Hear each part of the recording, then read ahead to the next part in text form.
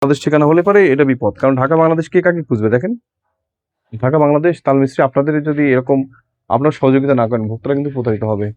ওই যে লতা হারবাল দেখালাম, এরকম যদি থাকে এটা প্রবলেম। এটা তারপরে সব সরিষার তেলে আপনি তারপরে আমদানিকারক স্যার ব্যবহার করা যাবে না তো।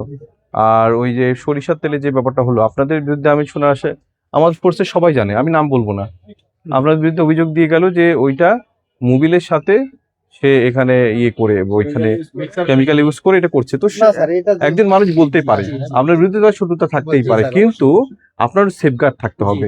সেফগার্ডটাকে আপনি কার কাছ থেকে সরিষার তেলটা কিনেছেন তার ভাউচার তো থাকতে হবে, থাকা উচিত না? তাহলে সেটা যদি না থাকে তাহলে তো তার কথাটা তো আমি অবিশ্বাস করে ফেলে দিতে পারতেছি না, কারণ আপনি আমাকে দেখাইতেই পারছেন না কোনো কাগজপত্র। তাহলে কি হলো, তাই না? তো জরিমানা করা ছাড়া এখন কোনো উপায় থাকছে না। এখন 5,000 টাকা জরিমানা করছে, পরে থাকতে হবে। সতর্কতামূলক জরিমানা করলাম, সতর্ক হতে হবে, জরিমানা কম করেছে। কোনোদিন তো এরকম তো এটা